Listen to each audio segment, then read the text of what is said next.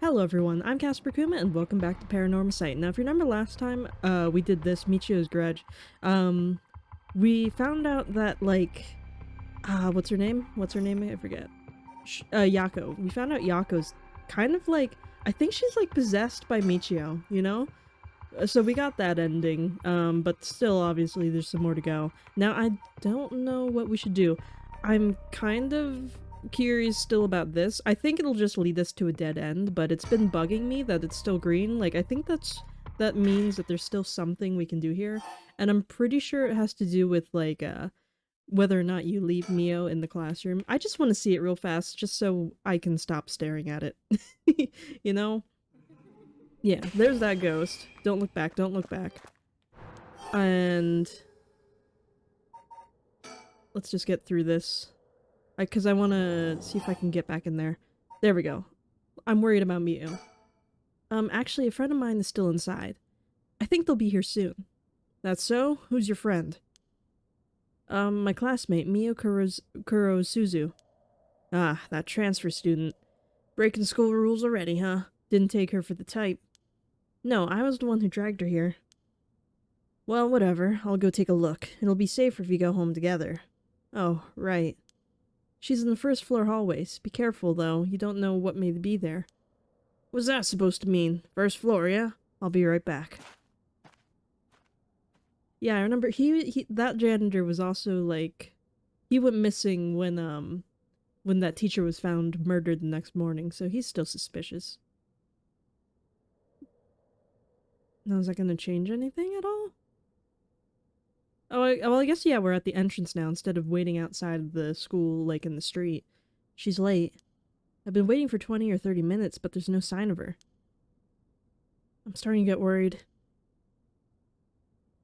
I'm going to take a look. Terrible idea, but this should give us something, right? Mio, are you there? Hello? Anybody in this creepy school? Meow. Uh-oh. Huh?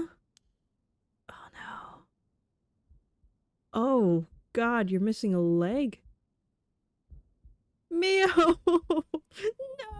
You're my favorite! What? Meow, what happened? Oh, there's something appearing right there. Where did I go wrong this time? Ah, it's my fault, it's all my fault! That's weird. I left her alone with a curse bearer. Mio! I'm sorry, Truth is, Well, that's nice. Okay, so that satisfies that curiosity. Yako Sakazaki, deceased. Alright, now please, I think that'll make the green go away, right? My, Casper, you seem to have arrived at a less favorable result. There was someone that was bound not to be trusted. Wait, what did you say? There's someone who must not be trusted. Oh, that's different. If so, you may choose to withhold important information from that person. Fear not. You may try as many times as you like from the event in question. I don't need to do that, but I don't need to do that.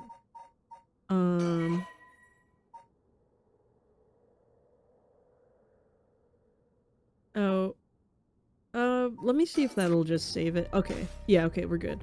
Okay, so that does give us some new information. So that means that janitor is definitely a curse bearer, which is one of the questions we had when we were talking, like, with the police and stuff, how that guy was involved. So now we know that he's definitely a curse bearer, and he's definitely dangerous, because I'm pretty sure that means he killed Mio. Now, whether or not he's working with that guy, what was his name?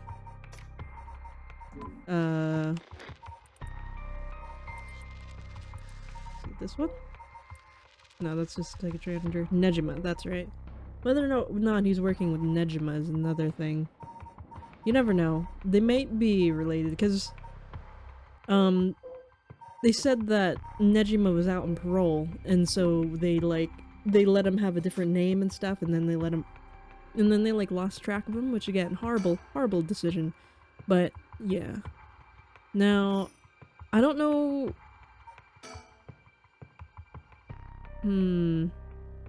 I don't know if we should go back to this one right just yet, because I don't know how to get out of that. To be quite honest, I don't totally remember what happened a lot in the last one, but throughout the night, Richter continues to gather information about the cursed stones while Harvey lies awake until dawn, preoccupied by the prospect of bringing her lost child back to life. I think we should try to get more information out of different storylines. Like, I feel like the kids and the actual police people, like, I feel like they're gonna have more chances to solve this mystery.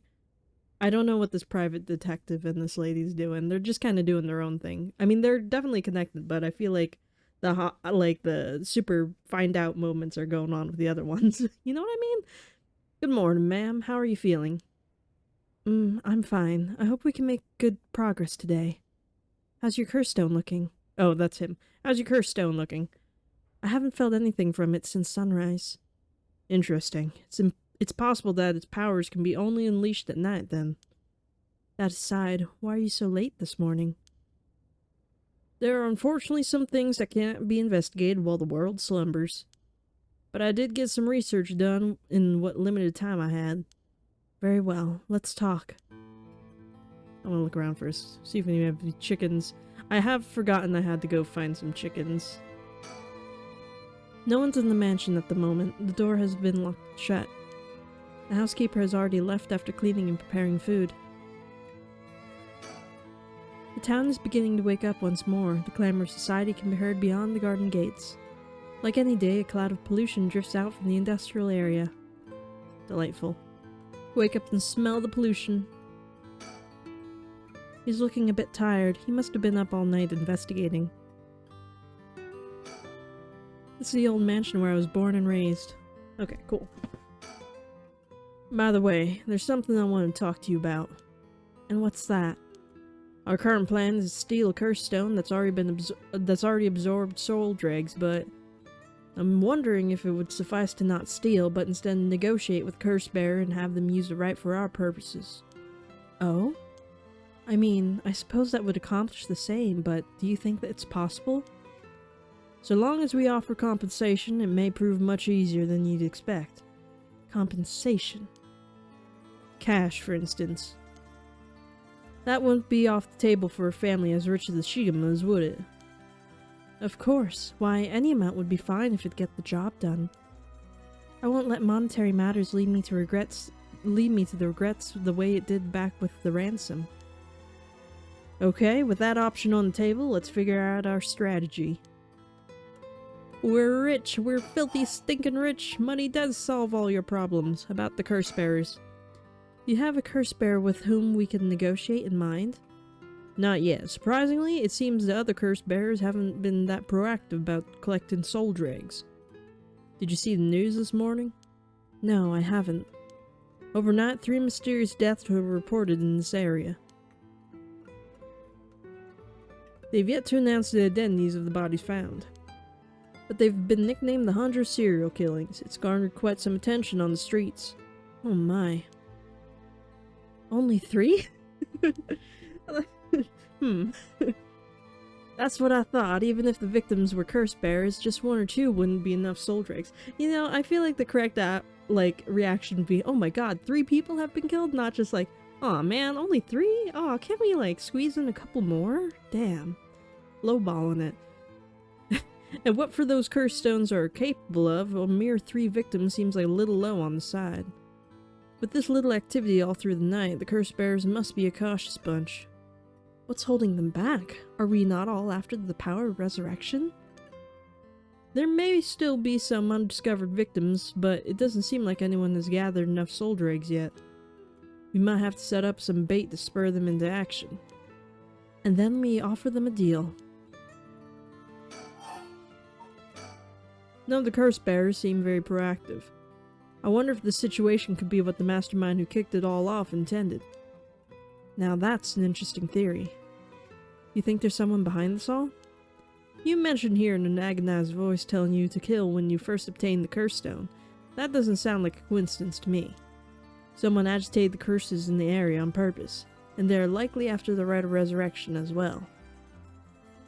So you're thinking this person's not one of the curse bearers? You've got a sharp mind, ma'am.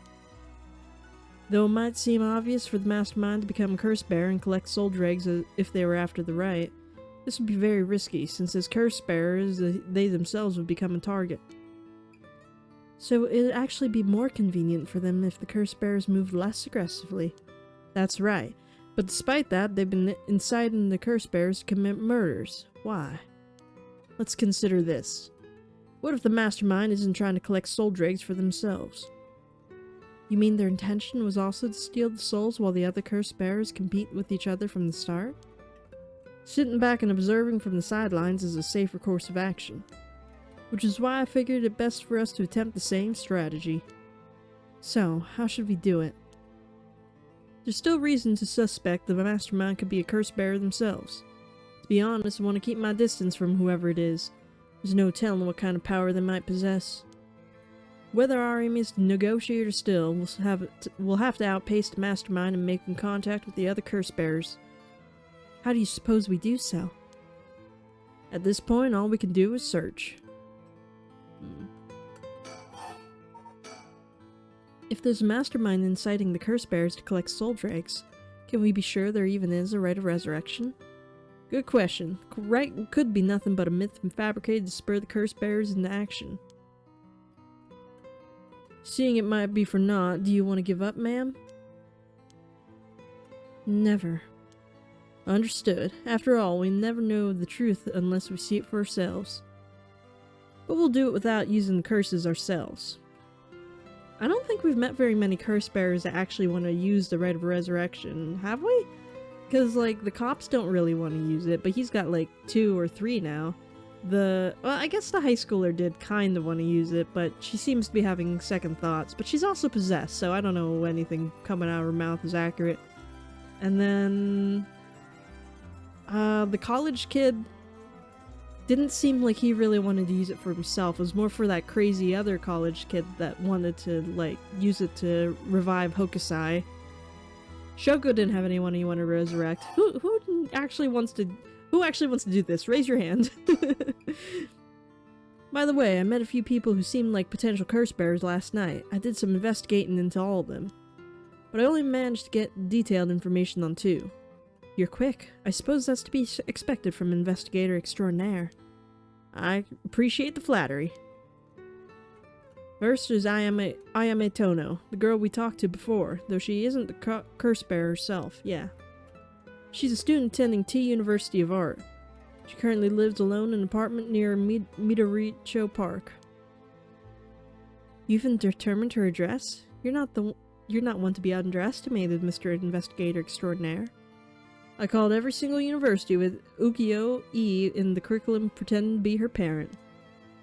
I went around to check on her place on the way here. Doesn't seem like she returned home last night. I'm worried she might have run into some trouble. Didn't you attempt to follow her last night? I'm embarrassed to say, but I couldn't. She shook me. I couldn't keep track of her.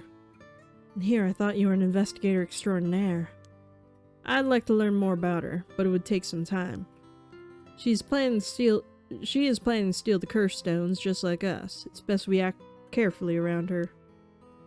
I'm surprised that any of the universities gave him information about her. Like, I feel like most colleges, even if you say that you're like the kid's parent, they won't tell you where they are, just in case if there's like some like family problem that they don't know about, and like I don't know, they're not usually allowed to give out any information. It's like once you're in college, you're an adult, and they can't give out your personal information like that. Next is a tall man who was dressed in black. I met him near Kinshicho. He stood out with the way he dressed. I managed to get some good information from him. Impressive. What can I say?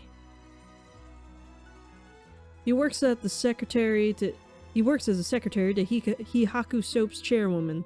I believe his name is Takumi Mioka.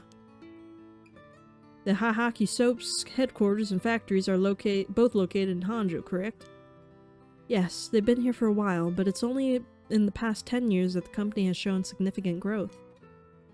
I remember seeing the chairwoman on the news a few years back. She seems to be very shrewd. I forgot about that guy, the businessman. I don't know what he wants from this Rite either. With the increase in sales, I assumed she'd want her factories running at full capacity. But with the harsh restrictions against industrial waste, a lot of factories with older equipment had to be shut down. That's right, even 10 years ago there were many complaints about chemical plants dumping waste into the river.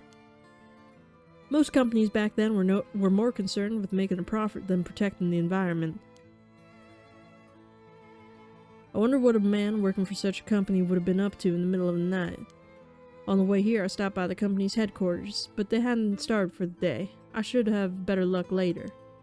Let's hope you will. Perhaps they're interested in seeing if the Rite would be beneficial for their product research into beauty and skincare. Huh, now that's an interesting thought. That's stupid though. Like, oh yeah, we made this new project called Rite of Resurrection perfume. You just have to kill 10 people and then you'll look young. I can't see that as being a good seller. I ran into one more suspicious young man last night. This one seemed to be out collecting soul dregs, right? Indeed, I couldn't get a good look at him though, and I couldn't gather enough intel to properly identify him. Well, that's a shame. But I can make an educated guess. Oh? You know that researcher who discovered the ancient text on the Rite of Resurrection? The one that lives near here? His name is Hideki Arashi, and the man I met was very similar in stature. Oh my, even he is involved? How awfully suspect. Considering his background, couldn't he be the one who initiated the whole affair? I think it's possible, yes. Which is why I decided to refrain from making contact with him for the time being. Safety first. Understandable. Of course, I want to learn more, but this isn't the right time to focus on him. Why hasn't Shogo and Yoko, yeah, I think it was Yoko. Shogo and Yoko. They haven't, like, crossed anybody's timelines. Like, all the other characters have been, like, hopping in and out of each other's stuff, but, I feel like... I can't remember if this woman ran into anyone other than, like, the detective. And Shogo, I don't think, ran into anyone, like, or nobody's run into Shogo. I don't know what's going on with that. I don't think... No, well, I guess this lady... She saw the college students. But, I don't know. His timeline's weirdly cut off from all the others. Now, I guess maybe it makes sense if they follow, like, the path where he dies really quickly. But then, like, who has his curse stone, you know? I've referred to ascertain who else is a curse bearer. First, I'll return to Hihaku Soaps to see if that man in black. Their headquarters are down on South Warugosui Street. I learned something new about the criminal involved with the kidnapping. It concerns the serial killings. There was a body found at Komagata High School. The person was identified as a school teacher. His name was Kohai Jonuichi. Do you think he was a curse bearer? Not sure. It's possible. But regardless, this means the two people who knew the truth about the kidnapping are both dead. Just when we were getting somewhere. Isn't enough to make me give up, of course. Still, we don't know anything about that Michio or Shirashi's residence. It'd be wise to pay a visit. Understood. In addition to the 3 victims associated with the Honjo serial killings, there's Michio Shirashi, who reportedly committed suicide, and the police officer who died at former Yasuda Gardens. If strange deaths continue occurring like so, they're bound to inspire strange rumors. But those last 2 have nothing to do with the 7 mysteries, no? It's true, both occurred a week before this accursed situation began. Still, it cannot be ruled out. It's possible that the mastermind was involved even with those killings. What? How? What if there was preliminary steps to awaken the 7 mysteries curses? Can we really assume they're unrelated just because the timing doesn't match up? Or rather, the police officer's death is so baffling that it'd be easier if it were connected to these curses. The victim wasn't the type to be caught off guard easily. You seem to know a lot about this. I suppose we weren't strangers. My personal feelings might be wrapped up in this one too. I see. If you were to investigate this matter more, you might get a lead on the mastermind. You're right. If we wish to focus on the mastermind's identity, this would be a fine starting point. We might even discover more deaths related to the curses on the way. We should pay attention to today's news. Well, that's all I have to report. Shall we continue with our investigation? What do you want to do? If you still can't use curse stones, taking a walk should be a fine place to start. Right, let's go together. I want to see what's going on for myself. In that case, I'll trust you to decide on where we should go, ma'am. Alrighty, let's go. Got a Midoricho Park. We got a high school. Let's... South Rogurusui Street. Let's go to the high school, see what we can find about Body there, you know? Might as well. Maybe we'll run into somebody else. Here we are, Ground Zero, Komagata High School. I guess it's logical that the police has got this place shut down. The teacher's body was found here, after all. It's as if the students have nowhere to go now that the school's closed. The news has attracted a bunch of curious onlookers, huh? That works in our favor. The more people around, the better we can blend in. Got any chickens around, actually? Just checking. Checking for chickens. Don't see nothing. Anything else with the surroundings?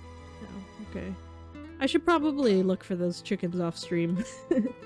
Seems that the officers are still inspecting the scene. Entry has been strictly prohibited. Okay. Well, what do we do? This place is said to be connected with the story of the Fool's Procession. I would be surprised if a curse bearer decided to turn up. However, I need to find out if that teacher was a curse bearer or not. I expect the police to be baffled since they don't know about the curses. I can ask around and see what the students have to say. Yeah, do it. Alright, I'll go ask the students about Michio.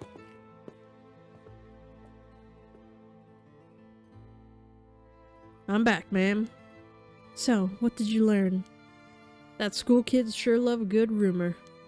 I was practically drowned in stories about Mr. Jonuichi and Michio, most of which seemed dubious at best. Not surprising. Most of what I heard was hardly worth a second thought. But there was one story that caught my attention. Oh? Some believe that Michio is the one who killed Mr. Jonuichi. Really? The story's got two pieces of evidence to back it up. One of them wasn't news to me.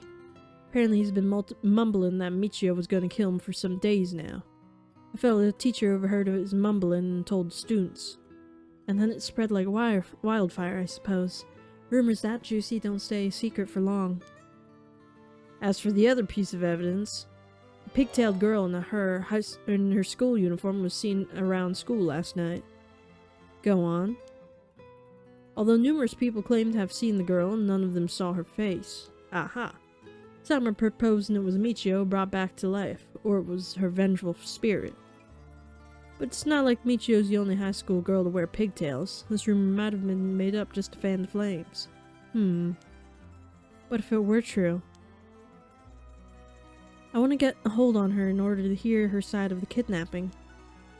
If she's alive, that'd be ideal. But there's still one more thing I should mention. I discovered where Michio lived. A student had a list of student addresses on hand. That's an amazing find. I believe all the students actually have a copy of said list. It truly worries me how easy it was to obtain what should be confidential information. Says the guy that impersonated a parent and found out where that college student lived. Imagine what would happen if that information got into the wrong hands. Well, so far it hasn't, no? Sure, let's hope it stays that way. In the meantime, it's now possible for us to visit Michio Shirashi's house. I can imagine the students are uneasy after learning of the murder. It may do them well to stay home for some time, if not for fear for their safety. Police are probably too wrapped up in solving the case to be concerned about the students' mental health. I can see that. It's important that society provides a safe environment for the benefit of our youth. Some school policies could use some rewriting, especially those handling the students' personal information. That's right, I don't want a student being kidnapped on their way back home ever again. I expect criminals grow more cunning as time passes. There may be times where the authorities can't keep up. That's where outlaws such as myself come in. What's this about? Ah, actually, just forget I said anything. Alright, let's move. But you're the exact person that you should be worried about. You did exactly what you're worried about. Let's go to her house. Yeah. I forget if last time when Yako, like, transformed into that other girl, like, did we actually see it? Or, I forget. I feel like we actually saw it. I honestly can't remember. It's been, like, 2 weeks since I've actually played this game. How'd it go? Or, no, that was her. How'd it go?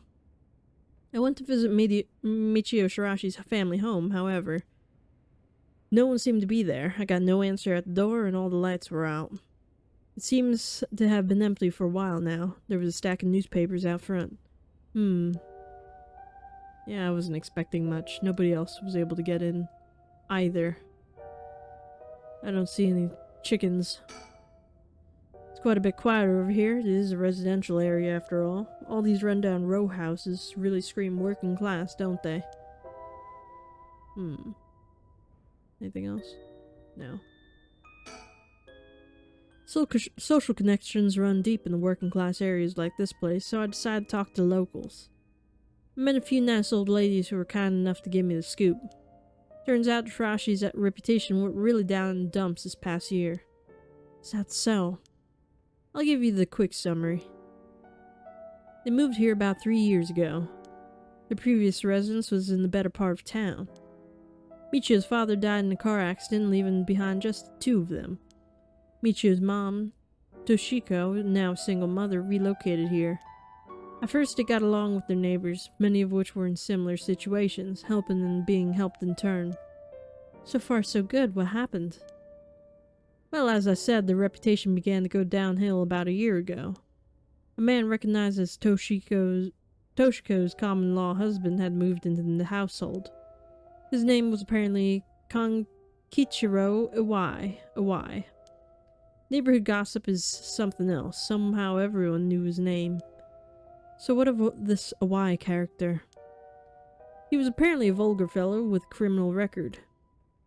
He was prone to violent outbursts, and the neighbors often heard screams and shouting coming from the home. The neighbors took particular notice to Toshiko's screams, pleaded with him not to hit Michio. That's terrible. As if that wasn't unsettling enough, every night the neighbors also began to hear eerie chanting.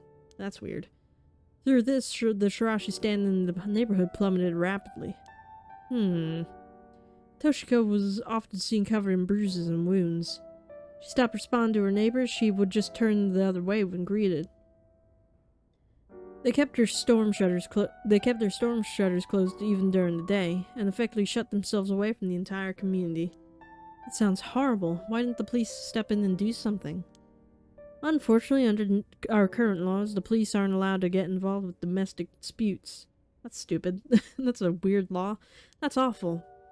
And then Michio reportedly killed herself.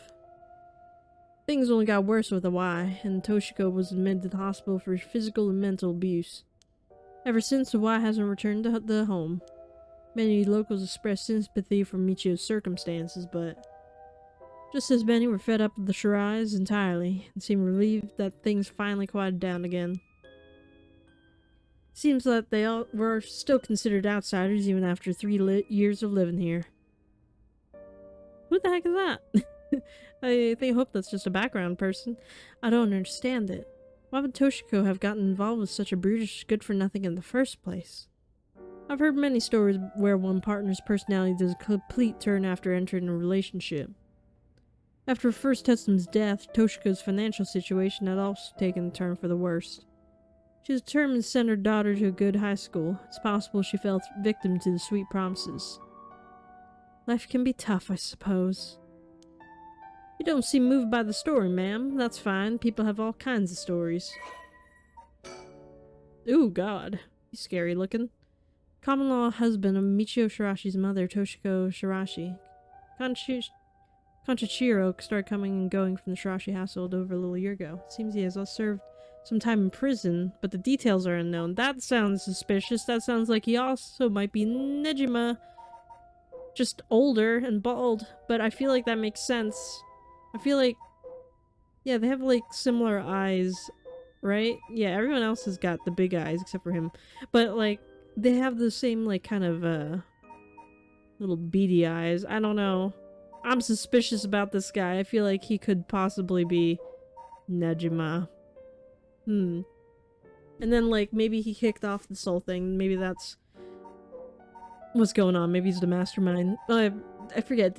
Were we told if Nejima was the mastermind? Because I feel like he is, right? Well, he's definitely a curse bearer because he's gonna kill everyone at dawn, right? Yeah. Okay. But the Shirashis certainly haven't looked out with theirs, bringing such a violent man into it. Oh, we're done. Alrighty, then let's move on. South Wargasui, Siri. I'll say that right eventually, just probably not now. Wargasui. It's a place. The Haihaku Soap's headquarters are on the other side of the South Wargasui Street. They were closed when I visited this morning, but it appears things are up and running now. Okay, you got any chickens though? I feel bad about not having chickens. To think such a small soap making company could grow so much in a short time. They have factories and warehouses throughout the area now. You can see why director, now chairwoman Natsui Yamamori, is called the Queen. Oh, we don't have a picture of her. A chemical producer that ranks 4th largest in the domestic detergent market and 7th largest in cosmetics market. From his humble beginnings as a small soap factory established after the war in 1946, founder Natsui Yamamori utilized her feminine perspective and a well-timed economic boom to boldly lead the company into new markets. Even as the market grew crowded with the industrialization of Sumida City, the company continued to expand, digging its roots deep into the area. In particular, it established itself as a household name by focusing its branding toward the rapidly expanding convenience store market. Its flagship products now include cosmetics, detergent, soap, shampoo, and more. The company's name, Haihaku, can also refer to kasuri, a type of patterned fabric. Okay. Collect all information persons. Oh, we unlocked we unlocked an achievement. I guess we have all the people that we're gonna get. Natsui is the former president of Haihaku Soaps, a large chemicals company. Though she retired from her position 2 years ago, she still wields great influence over the company from her position of chairwoman. Recently, there have been rumors about her possessing strange and powerful magical abilities, earning her the nickname the Witch of Haihaku.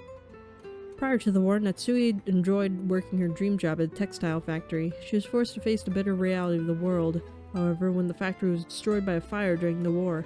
She was ordered to rework the fabric she had painstakingly crafted into something more suitable for the blue-collar work. Witnessing the rise in popularity of Western-style clothing in the post-war period, Natsui left the textile industry. However, a nod to her past can be seen in her company's name, with Haihaku being another name for kasuri, a type of fabric featuring patterns and images woven with dyed fibers. Having long been dissatisfied with the soap supplied at the textile factory, Natsui saw a business opportunity and set up her own small soap factory. Taking inspiration from imported soap brands, she developed new products which quickly gained their good reputation. Ever the shrewd businesswoman, Natsui ran an aggressive promotional campaign on TV featuring popular Japanese singer, rapidly turning Haihaku Soaps into a household name. She's a businesswoman. She's like, I got this. You mentioned that Takumi works as her secretary. That's correct. You think it's possible he is acting on her orders? That's exactly what I'm thinking. A curse bearer with both money and power could certainly look at resurrection as their next prize. Negotiating with a person of that stature may prove difficult. Ugh. Okay. Business is up and running. I can see people inside the reception area. I don't know why we can still look at it. Are we done with our surroundings? Back in the Edo period, the canal known as South Wargasui ran through this area, but it's been turned into a major road. It's a bit away from Kinshicho Station or Ryogoku Station, though it's still considered a nice area. Stories of the ever-burning lantern and foot-washing mansion both took place around here. One of the bodies discovered this morning was found by this road as well. This is quite a lively area, huh? I suppose you could call it somewhat of a city center. A Wargasui partitioning ditch refers to a waterway dug down the middle of the road so as to divide it. Okay. You can pause and read that if you want, but I'm not gonna read it. Business is up and running, okay. Are we done with the surroundings? We're done with the surroundings. First, I need to confirm whether Takumi is the man I ran into last night. Then I'll be able to determine if he's a curse bearer. It'll be better if I go inside the headquarters alone. You should walk around, visit a cafe for some tea perhaps. I'm going in. I might be a while, so feel free to find somewhere to kill time. Okay, good luck in there. We're splitting up. Oh boy, that's when bad things happen. Oh, okay, that was fast. Sorry to keep you waiting. How did it go? I'll fast forward to the conclusion. I met with Takumi. There's no doubt he's the same man I saw last night. But it doesn't seem like he's a curse bearer. But that doesn't mean he has no connections to the recent curses.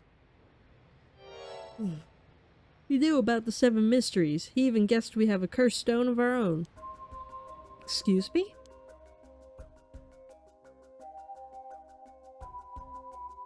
I tried to approach Takumi about the fallen item after I ran into him last night, however... You said your name was Richter, correct? I have a favor I'd like to ask of you. I'm hoping you would hand over the cursed stone in your possession. Cursed stone? What are you on about? There's no need to play dumb with me. In fact, there's no time for it. I had all the same reason you did to think you were a curse bearer last night.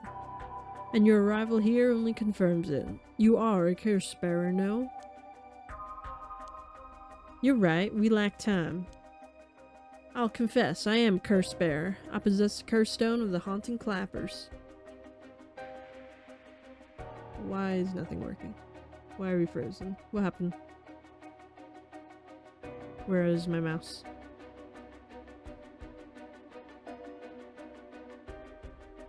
I think my mouse died. Okay, I'm glad to hear the truth. Finally, this conversation is worthwhile. This dangerous item you hold, give it to me. My company will take responsibility to dispose of it.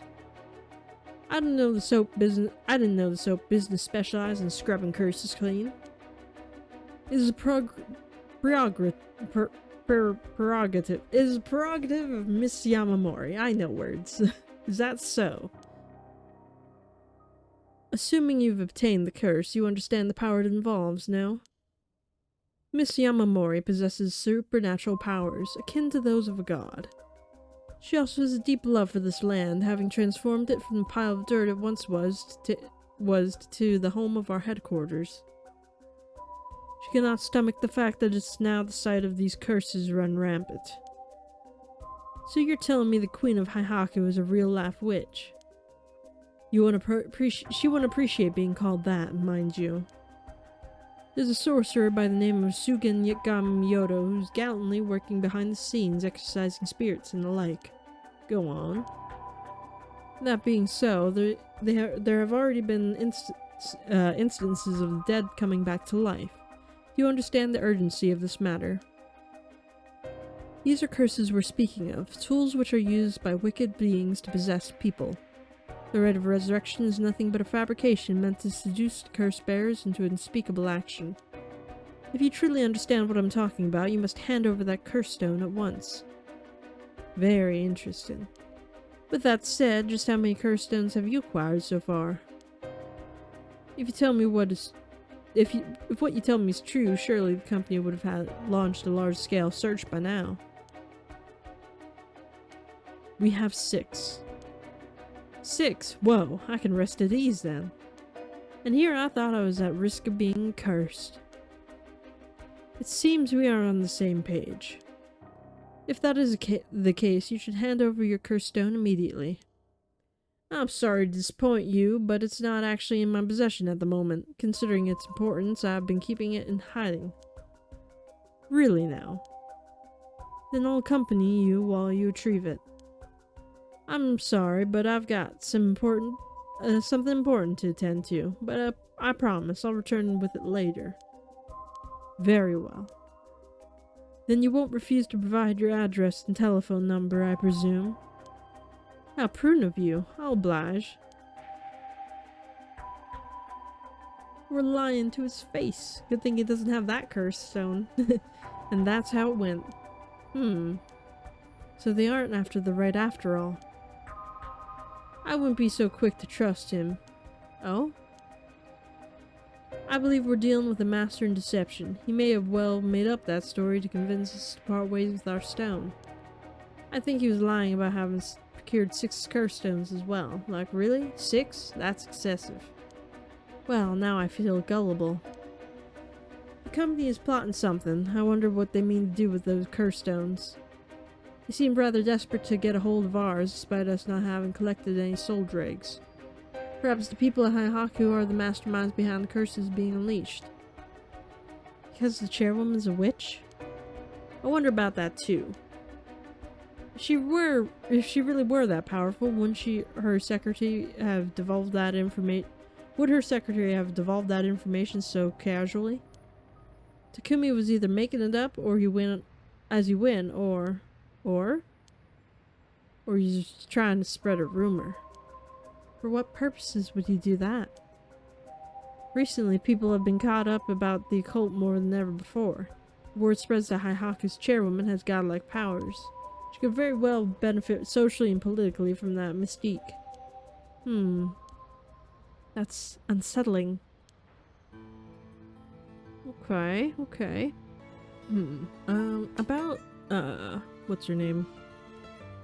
About the chairwoman. Weren't we also looking for, like, a descendant of... what's his name?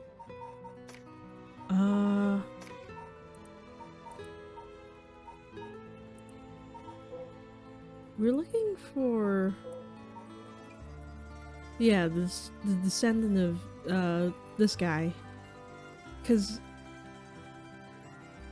yeah, you fit the descendants of those involved. Or, I guess we're looking for the descendants of the Honjo incident in general? Like, so, she might have powers.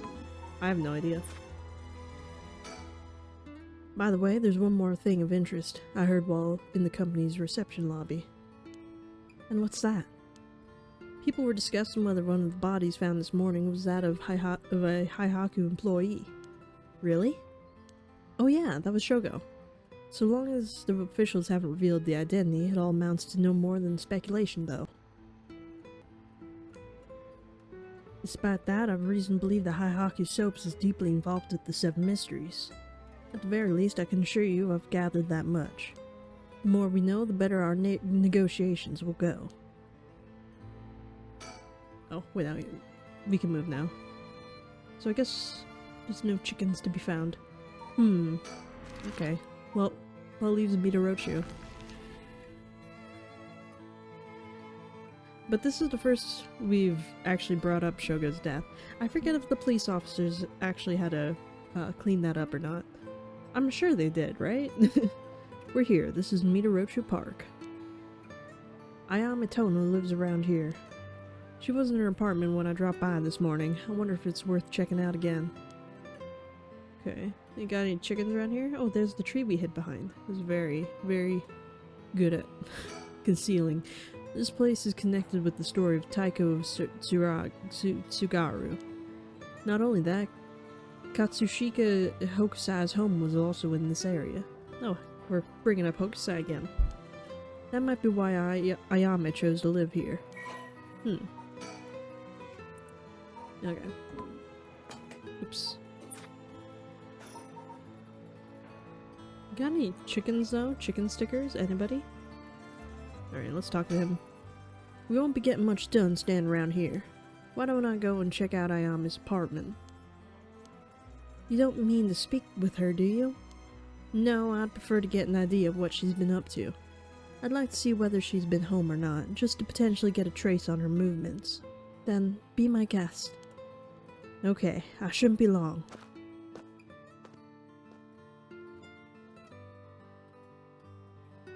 I'm back, ma'am. So, nothing? Afraid so. She still hasn't returned. However, I noticed a few people who seem to be related to the police force keeping watch in the area. I don't know if they've got eyes on her apartment, but they do appear to be watching the building it's in. Interesting.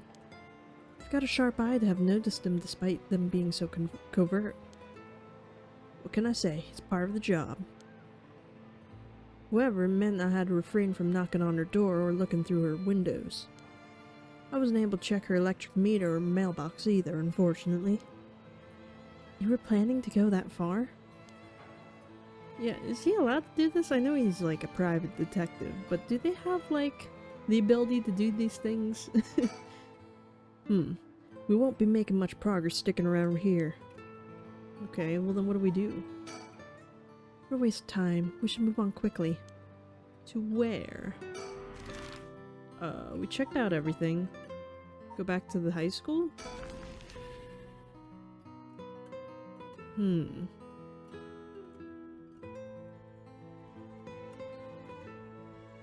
Have no developments. What about here? Maybe someone's back at Michio's house? Near the Shirashi household. Music changed. Maybe something's happened. No? I doubt anyone's still living there. Oh, okay. Why are we zooming in? Oh, so you came here too?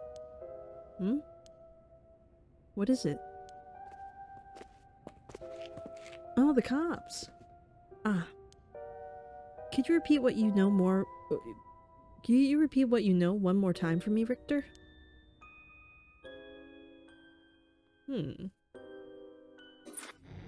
Okay. And then that continues. Oh, and then this has... Oh, they're like... I think that was there. They're like starting to form a new idea there. Yeah, we should probably do one more. Yeah, that's fine. Ooh, music. Haruhi Shigema. Near the Shirashi household.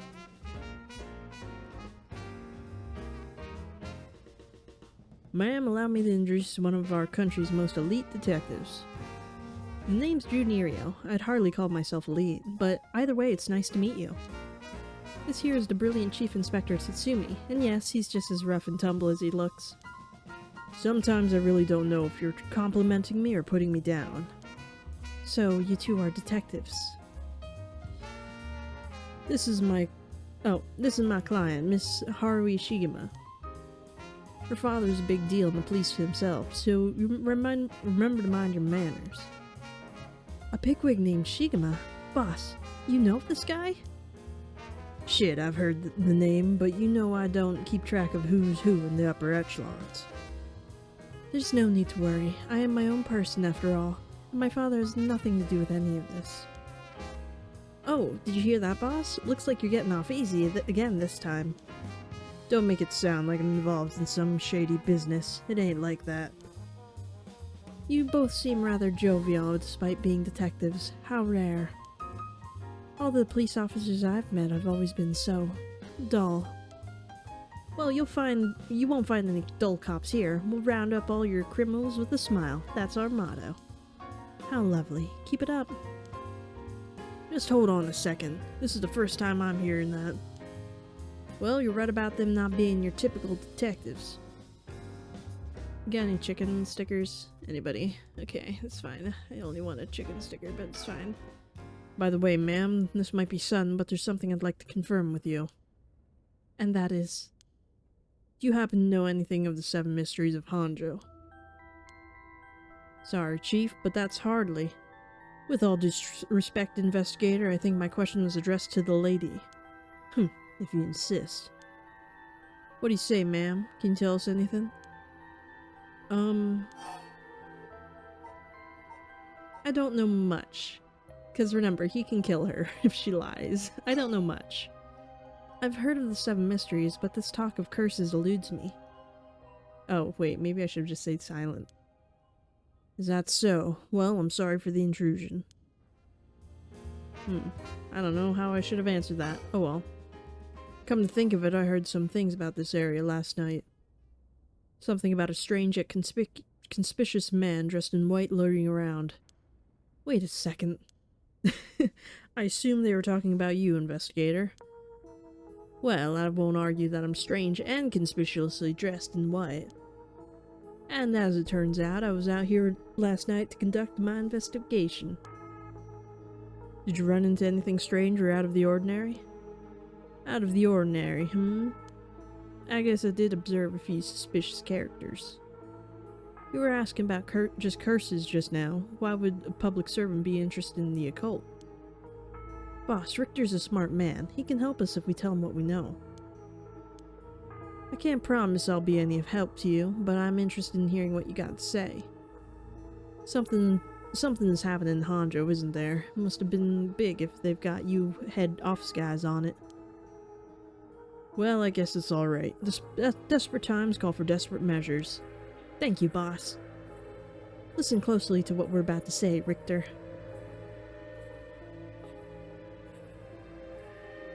So by using curses to commit murders, these people collect soul dregs to perform the Rite of Resurrection. And these curse stones are somehow connected to the 7 Mysteries of Honjo. It's a tough story to swallow, but I don't see any reason to doubt you either. We figured the strange occurrences happening around here recently are connected to these curses. To get the situation under control, we've been searching for the curse bearers to confiscate their curse stones. Do you have any information that might help us? That's tough. I never expected curses and other mumbo-jumbo to play into this all. But if we're talking about shady characters... There was a middle-aged fellow I saw on South Warrior Sui Street. He had an average build. He was anxious, like he was searching for prey. Boss, what do you think? Well, considering the location, it could have been Hideki Arashi. We've already got his curse stone. Impressive. You two are working quick. Did you see anything else? Not that I can remember. That's a shame. I mean, we're lying. We have a curse stone. If you see any characters who look like they might be carrying a curse stone, it'd be a huge help if you let us know. Absolutely, I'll let you know if I find anything. Richter, perhaps could you lend a hand in our case too? There's a number of people we can't track, and finding missing persons happens to be your specialty, no? I hate to disappoint you, but I'm busy enough with this case. The faith of my client is what keeps me afloat. I have to prioritize requests by the order in which they came. I see. Well, can't say that's not fair. What do you need a private investigator for anyway? Cops should have plenty of bright folks to throw at the job. True, but this isn't an ordinary case we're dealing with here. What brings you here, Richter? You on a case? That's right, I'm picking up the police's slack. I trust you remember the kidnapping and murder from last year? Oh, I remember now. You're that Haruhi Shigema. Wait, what happened? Why is my computer doing things? I'm sure it's fine. You're that Haruhi Shigema from the kidnapping case. Huh? Did I miss something? Don't be an idiot. It was a case where the Munesada Shigema's grandson was kidnapped. Which must have been your son, ma'am?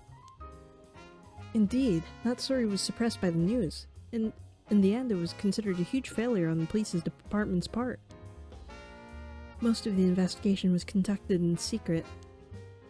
And unfortunately, the department is unwilling to reopen the case.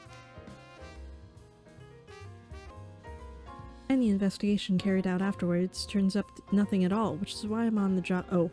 Any investigation carried out afterwards turned up nothing at all, which is why I'm on the job now.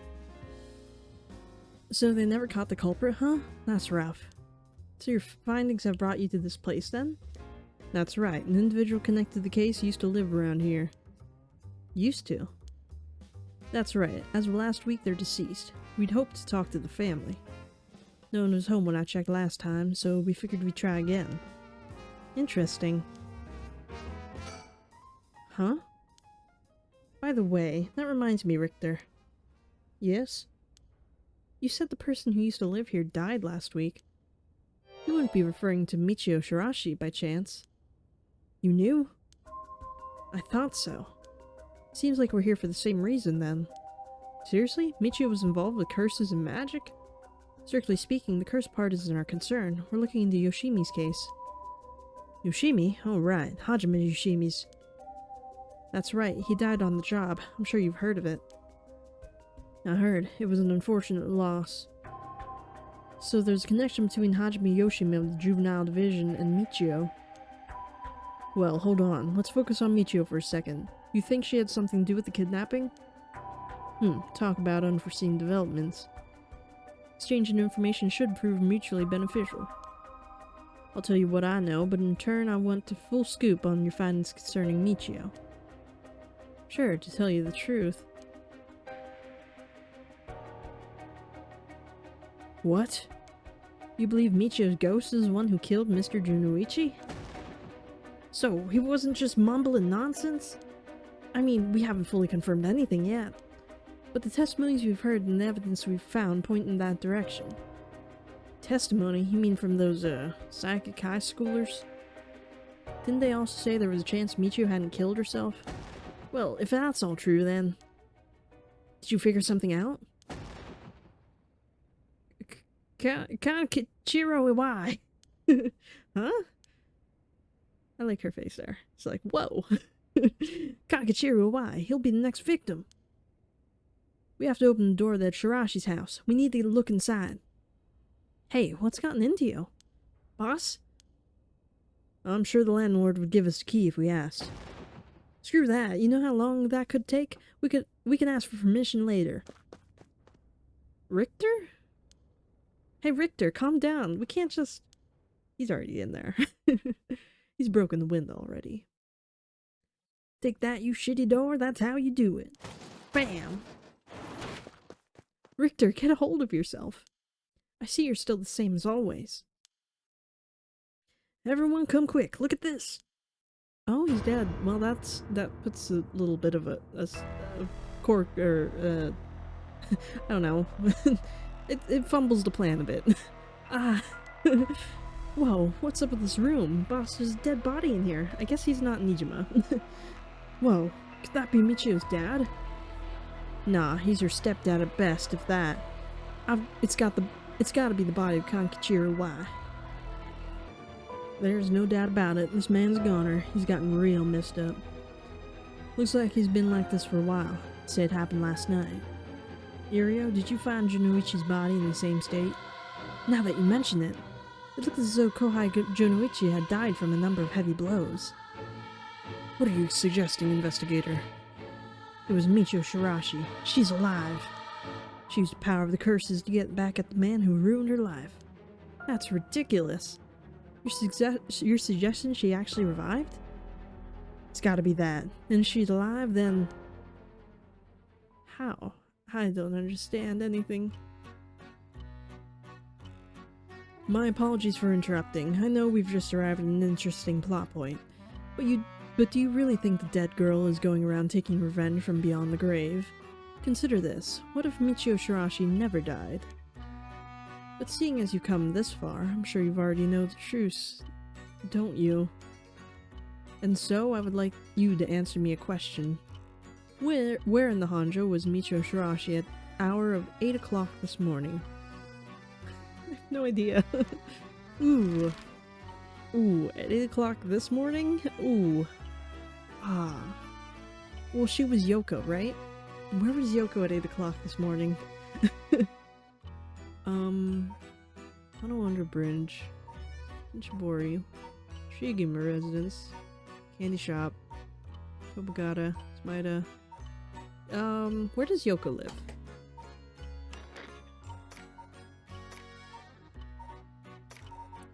Where's the candy shop? Yeah, Yako, not Yoko. Yako lives here. Was she here at 8 o'clock in the morning? I mean, I don't know, that's my only thing. Like, I really do think Yako's possessed by Michio, but if he's trying to tell us that she's not dead, right? Is that what he said? Or consider this if she never died? But do you really think a dead girl is going around taking revenge from beyond the grave? I don't know. I don't know at this point. I'm not sure what to think anymore. Ooh. I don't know. I think she'd be at the candy shop if she is really Yako. Michio. I don't know where else she'd be. I'm gonna say candy shop. I see, very well. Yeah, baby! Congratulations, you are correct. As expected, you've got it in one go. Well, the cause of death was such, was it not? You must have noticed some time ago. I don't know what we're talking about, but okay. Let's get back to the story then, shall we? I've taken up enough of your time. What does he mean? The cause of death. What was the cause of death? What was the cause of death?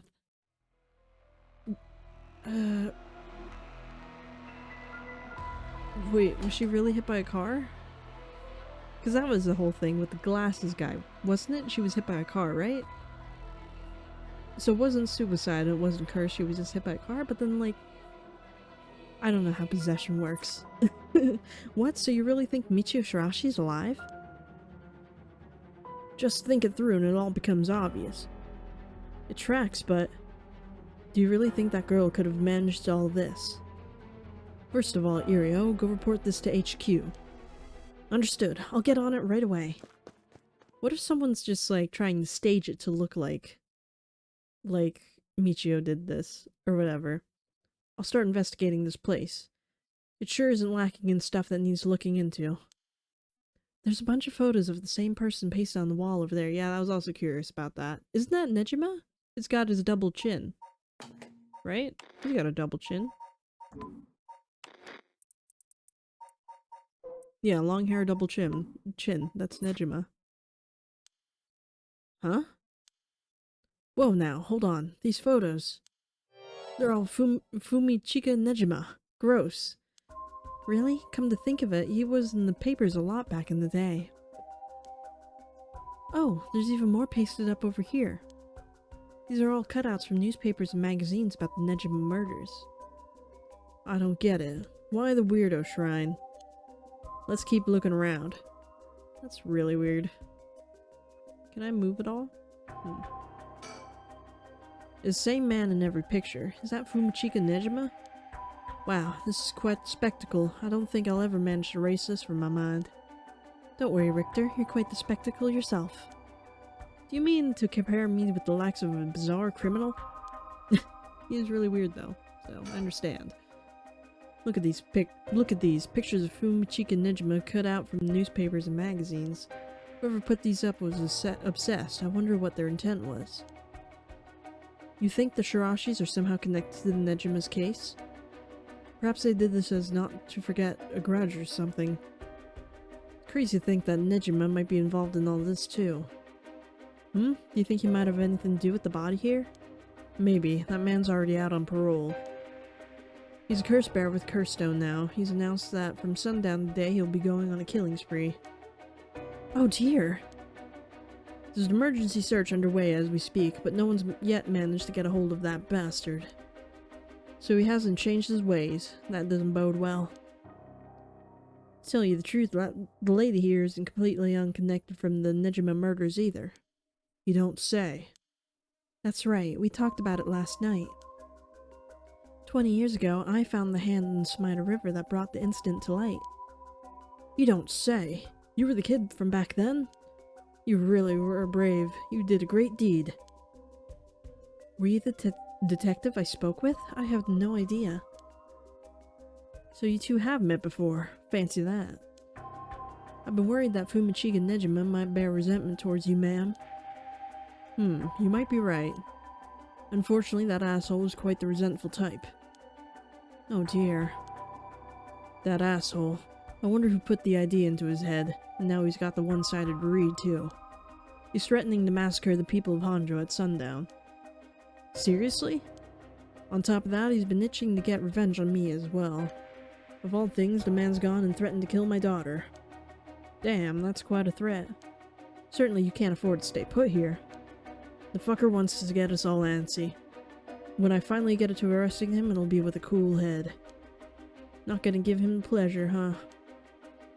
Well, if Y and Fumachika Nejima have anything to do with each other, then this room might hold a clue to Nejima's location. Let's hope so. With the candles, it kinda looks like he's been used as a sacrifice. The person who put all these photos up must have been obsessed with Nejima. They might have had some relation to Nejima's victims, or perhaps it was the opposite. The opposite? What if he wasn't loathing, but admiration? But then... Like a copycat, maybe? The sliding door leads to the kitchen. It barely fits the frame. There are old books scattered everywhere. I wonder what they're about. Many of them are written in a foreign language. It'll be a pain to look through all these. Let's save them for later and continue looking around. Okay. It's off-putting to look at, but I can't help but wonder what in the world this is. They're magic runes. They're used in Western black magic rituals. Most of the time, they're useless imitations, though. I wouldn't get too excited about it. Oh my, who knew the Chief Inspector was such an expert on the occult? I just chanced upon that information. The girl with the spirit sense we mentioned, she was pretty informed on the subject. Someone was attempting to perform the Western black magic in this place. Pretty absurd, if you ask me. Of course, the person in question was dead serious about it all. While magic is often classified as a branch of mysticism, or it may variously refer to the likes of witchcraft and astrology, here refers specifically to Western black magic. In the Middle Ages, the line between science and magic was blurred. With the pursuit of the supernatural considered a legitimate academic discipline, astrology was regarded akin to astronomy, while alchemy was accepted as a scientific fact that would eventually evolve into what is known today as chemistry. One discipline, however, was considered wicked and shunned accordingly: black magic, the practice of using magical knowledge to strike a bargain with demons. In contrast to socially acceptable subjects studied by intelligentsia, black magic was most prolific among the lower classes. It was the common people who suffered most from the ills of the day, war, famine, and sickness, which perhaps led them to seek aid from unholy powers. As hearsay, these rituals and spells were nowhere to be found in the orthodox modes of teaching, but instead were recorded in tomes of dubious credibility. There are candles and stones with inscriptions placed all over. Are these tools for some ritual? Hey, don't touch anything, you hear? Oh, that's right. Considering this is a murder scene, we ought to leave everything as is. All of this can be used as evidence. If anyone besides forensics toys with it, it'll cause trouble down the road. There's nothing but around to confirm his identity, but by the looks of him, I'd say he's Kichiro Y. You've seen him before? I heard he had a criminal record, so I assumed he would have held a respectable occupation. Is this what a curse does to a person? Ma'am, it'd be better not to look so closely. It's amazing. I don't know how I feel about this woman. She's kind of insane. She's definitely gonna kill someone eventually. Oh, she already did, kinda. It looks like these things spread around here have been like this for a while now. This ritual or whatever was something he attempted up to recently. Plenty of the neighbors mentioned having heard strange mantra-like noises coming from around here during the night. You think Y was the one chanting? Hard to say. Could have been one of the Shirashis as well. If we look through the books in the back, we might learn whatever it was they were trying to do.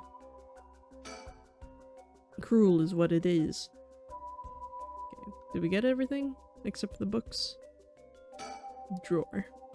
This drawer is really old. Chief Inspector, do you mind if I look inside? Huh? I mean, in normal cases, only police would be allowed to touch things, right? Right, Irio isn't here, so let me take a look at it.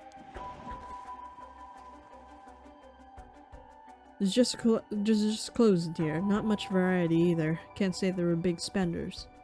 Well, I was hoping to find some kind of talisman here, but I guess we're not so lucky. I see. Thank you anyway. Alrighty. Oh, the window. With the window and the storm shutter closed, no light gets in here at all. It's pitch black. The neighbors mentioned they started to keep the house shut like that not long ago.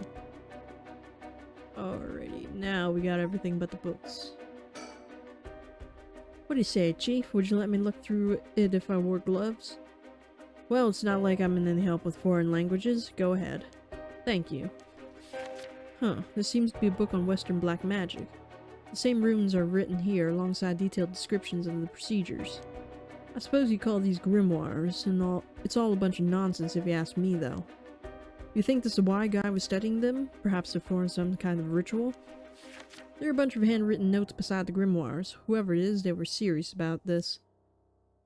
Why doesn't look like the type to be into this stuff, but you shouldn't judge a book by its cover. But why would he be studying black magic? According to the materials here, this here is the rune for restoration of youth. Perhaps he was trying to become young again. This over here seems to be a black magic related to resurrection. Each one of these spells requires human sacrifice. Talk about dangerous. Resurrection? Like the rite? I guess no matter what part of the world, people will turn to the occult for similar reasons. What is it? This looks like a journal. It's probably a journal. His writing is surprisingly thorough. It's almost as if he was writing a report for someone. Oh wow, now this is something. What is it? What did he write? This is quite the find. Let me give you a summary. So, this is Kanchiro Y fellow. He's been searching for a spell to restore youth for years. So he was into black magic from the start? He believed if he could turn to successfully perform the spell, he could then use it to earn a fortune. To tell you the truth, it seems he was already getting funded after he acquired this grimoire. You don't say. This is starting to sound kind of familiar. But first, let's find out how he got his hands on this grimoire. It seems that Nijima told him where he could obtain the book when they were both in prison. Oh. What? That's nearly too much of a coincidence. Like not a coincidence, it seems like Y took an interest in Nejima murders after it made the news. He admired him rather passionately. You might even say he worshipped the man. Worship? Nejima? Of all people. This was a time when students were itching to rebel. Anyone who did something to shake the world was bound to gather admirers. Y had been collecting these photos ever since that time. And since he just so happened to land in prison at the same time as Nejima, he made sure to get in contact. This is a lot. I mean, even having it all laid out like this. The thought that Nejima being involved with these grimoires is staggering. I don't think we've ever had anything pointing to that. What's the connection? To be honest, it's a shock to me too. For years we've been searching our heads over the motives behind the Nejima murders. Yup, it's been a mystery to all of us from the very start. Whoa now, wait just a minute, do you think? No way, are you saying? That's right, the murders might have been for a ritual. He was attempting to perform black magic. The instructions were written down for the sacrificial offering match up exactly with the acts carried out by Nejima. You've got to be kidding me. So that the sadistic crap was doing all this for black magic? That's what the evidence suggests. However, Nejima tried to do some type of resurrection ritual, but Y had a different motive.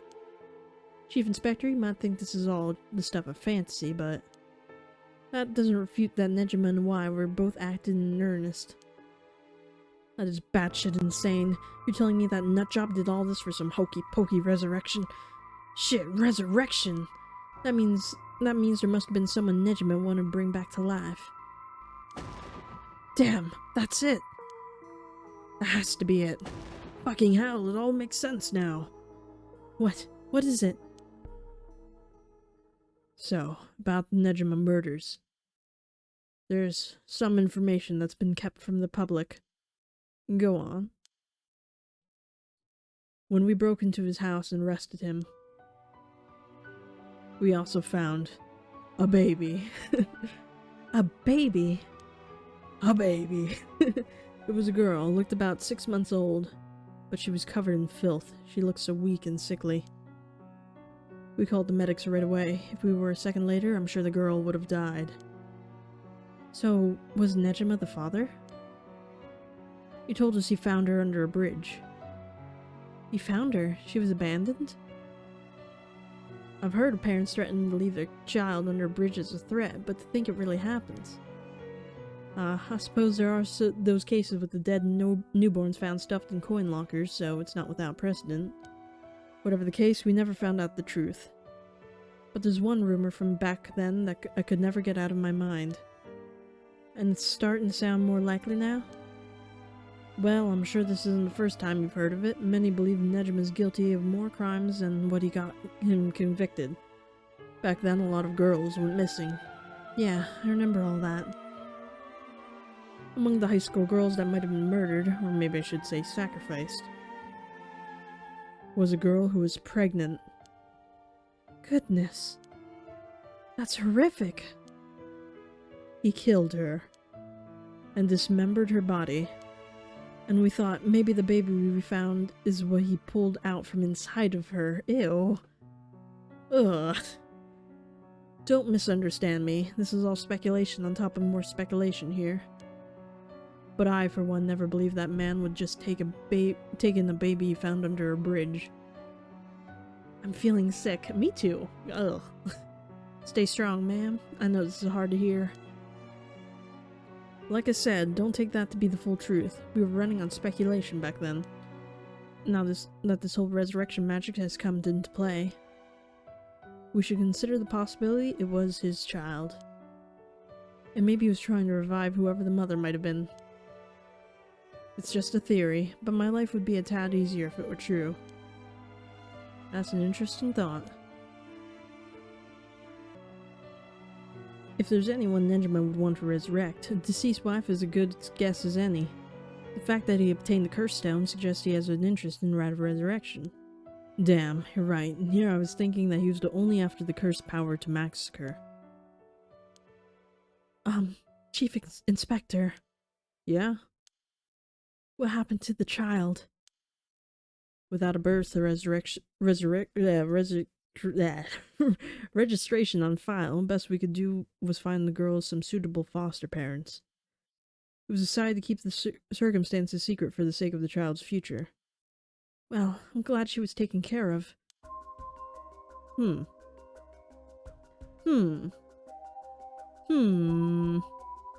baby. I have two ideas of who the baby might be.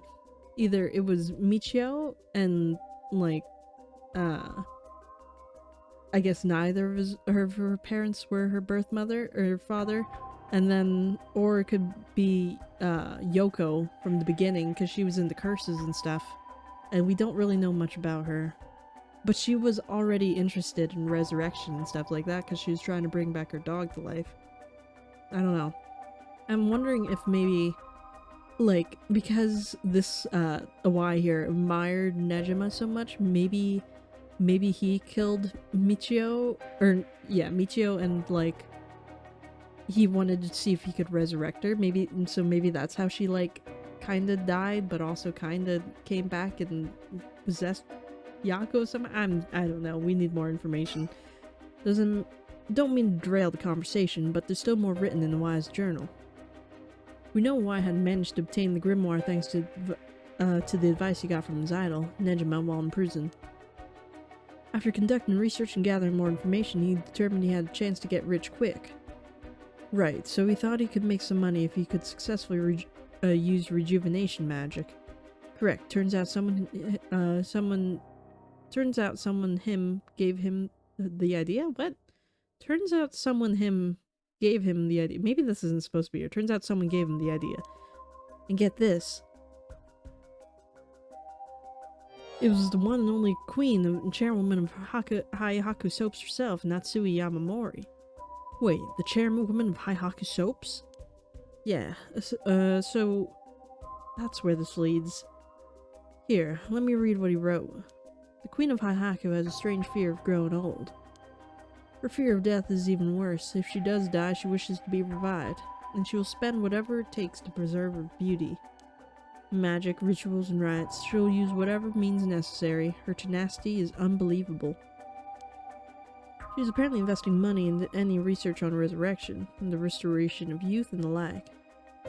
So she'd even throw her money at the occult. Places greed will take you. Well then, that brings us to... Hideki Arashi. She presumably funded his research into the Rite of Resurrection as well. That's where it all points towards. I wouldn't be surprised if the Witch of Hyaku pounced on the rumors of the Rite of Resurrection. Starting to sound likely. Might also be why she's spreading the rumor about having godly powers. It's convenient cover for her if she becomes young again. Godly powers, what's this all about? Ah, you can ignore that. Either way, I think Awai took the payments he was getting for his research to seduce a family into taking him to keep a low profile. Shirashi family, Michio and her mother, Toshiko, were just as unlucky marks. And this is where you get involved. Are you feeling steady, ma'am? Huh? This has something to do with me? What are you talking about? What are you talking about? Ma'am, please calm down. Why moved in the Shirashis to practice his magic. He needs a sacrifice to perform his youth resurrection spell, but that meant extracting the life force from someone young. Oh. So it was why. This man. Why worshipped Nejima, so he must have also despised Nejima's detractors. Not to mention he was captured and sent to jail once before. Surely he had a bone to pick with the police. So when he realized he had a chance to both avenge Nejima and embarrass the police, and acquire a living sacrifice at the same time? Fuck! You got it. Why kidnapped Haruhi Shigama's son and managed to score 3 birds with 1 stone? Oh god, that's quite the face. You're telling me that hard man, he never had the intention of returning my child. I thought there might have been a reason why the kidnapper seemed to be mocking the police. He never wanted money. His aim was to humiliate the force. It all makes sense. You must have used Michio to lower your boy's defenses and then kidnapped him on the way back home. Oh god, she's very intense. That man, he took Shuichi. Ma'am, please calm down. I understand, but you must remember to breathe. God, that is not the face of someone who's breathing. You don't understand. You have absolutely no idea what I'm going through. This isn't a joke. I wouldn't expect the police to understand. You'll never understand. Living sacrifices? What a stupid, stupid idea from a stupid little man. Okay, ma'am, let's just take a moment to breathe. Why don't we go get some fresh air? I can't believe this. This is... She lost it. She's definitely gonna kill someone. She might kill all 3 of these guys. The police. I don't know. She might just take out everybody around her and use that resurrection rite as soon as possible. Chief, I think it's best we take our leave. But before we go, there's one more important piece of information noted in his journal. Oh? Awai got in contact with Nejima last year, after Nejima was released on parole. We provided him with accommodation and financial support. Is that so? We managed to find a hideout for Nejima to stay in. Damn it! If anything, rather than use his money to support the Shirashis, it seemed most went to Nejima instead. Nejima's lurking around anywhere at the moment. It's probably in that hideout. Did he write where it is? Unfortunately, no. Not that I can tell. But it seems Michio knew where it was. She never met with Nejima in person, but she was made to go in and clean up among other things. What good is that information? The girl's already dead. Wait, no. She's alive. That's right, Michio Shirashi is alive. If you can find her and get her to talk, you can get her to spill the beans on this hideout too. Investigator, I'm asking you. I should be going. The lady's not well. So she's like alive, but not alive at the same time, right? I don't know. Come along, husband of blah blah blah. I read that. Kaneshiro once made a living by placing advertisements in magazines to sell phony magic items and good luck charms. He had a nostalgic yearning for the post-war era when things and people were simple, and has nothing but negative things to say about rapidly developing ostentatious world of late. Radical in his belief that it would be better to tear down society and start over again, Kichiro was discontent with his life spent poking around in society's cesspools to make a few coins. When the Nejima murders were widely reported in the media, it had great impact on Kanchichiro, as he witnessed how a single act by a single man could cause a major rift in society. Perceiving Fumichika Nejima as a great hero, he began collecting every piece of information he could find on the man. Kankachiro was later arrested for his illegal business practices, and a chance meeting with Fumichika during his incarceration solidified his idolization. He was captivated by Fumichika's talk of black magic and, following his release, acquired the grimoire Fumichika had hidden away. As for Toshiko Shirashi, Kankachiro set his sights on her after encountering her at her part-time job. When he learned that the Shirashi family was in financial trouble and could not afford to send Michio to college, he turned on his charm and took advantage of their weakness by offering them money. He revealed his true colors, however, after moving in with the family, and used violence and money to keep Toshiko and Michio under his thumb. All the while, his belief in black magic deepened, and he found his sponsor in Heihaku Corporation. Kankachiro forced the Shirashi family to perform various rituals, with any attempts to resist being met with merciless beatings. The mother and daughter were helpless to resist. After Heihaku offered Kankachiro great sums to intensify his work with black magic, he set his mind to sacrificing a child in order to perform a youth restoration spell. For this purpose, he chose Shuichi Shigema, the son of Harui Shigema, against whom Fumichika held a grudge. He attempted to enlist Michio so as not to alarm the boy, and when she resisted, beat her mother 20 times. With Michio's assistance, Kankachiro kidnapped Shuichi and locked him up at the Shirashi house, and told the young and courageous boy that he'd kill Michio if he tried to run. While his actions were motivated by a personal grudge against the police, it was first and foremost an attempt to create a societal uproar and break down in public order. So Kankachiro painted the crime as a regular kidnapping, demanding a ransom from the family. However, because of the embargo on the press, kidnapping did not cause a public outcry akin to the Nejima murders. Infuriated, Kankachiro had Toshiko perform the sacrificial ritual by threatening to kill Michio if she refused. Toshiko? Who's Toshiko? Toshiko again? Toshiko killed Shuichi in his sleep, but the spell failed, for which Kankachiro blamed her. Oh, Toshiko's the mother, right. Warning Michio to keep silent about the murder to avoid incriminating her mother, Kankachiro dumped the boy's body in a nearby river. The tiny corpse was found a week later in Smita River after floating through the several canals in Honjo. Having drifted for days in the polluted waters, little evidence remained.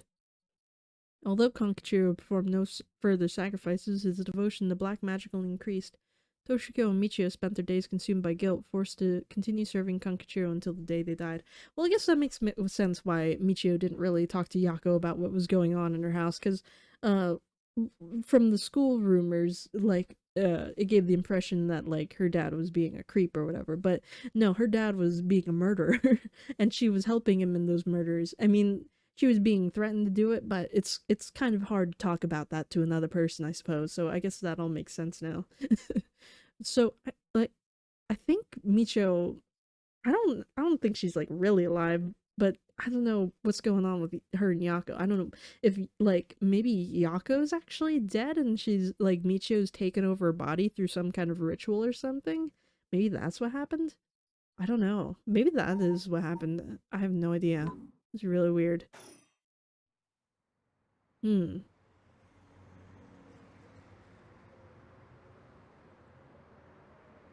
What are we doing here? Are you feeling any better now that we've gotten some fresh air, ma'am? I'm fine. Suddenly finding out who the kidnapper was really made me lose my wits. We managed to solve the kidnapping case by pure luck here. You're right, but Richter? I feel grateful towards Michio. Because she killed the kidnapper? There's that too. But it's for something else. If Michio is the one killing all these people, then she must have acquired quite a sizable amount by now. Soul dregs, I mean. Hey, Richter. Whether the kidnapper's dead or alive, it doesn't mean a thing. Revenge won't bring my boy back. And if Nejima is planning to cause a massacre to collect soul dregs, then all the better. I won't give up on resurrection. she's definitely killing on someone. So I'm counting on you. Oh, is she gonna kill Richter? She might. She might. If he gets in the way, she might kill Richter. Oh. I don't know. This woman's dangerous. She might be the final boss. I don't know, but I do think I'm gonna stop here for now. So I feel like everything's starting to kind of come together. I mean, we did get some new weird information with the whole baby situation, but I'm thinking everything's starting to wrap up. So hopefully we can finish this game in the next episode, or maybe the next two. I don't know, but this is a very weird and cool game. But that's all for this one, so let me know what you think of the game down in the comments below, and I will see you in the next one. This is Casper Kuma, over and out.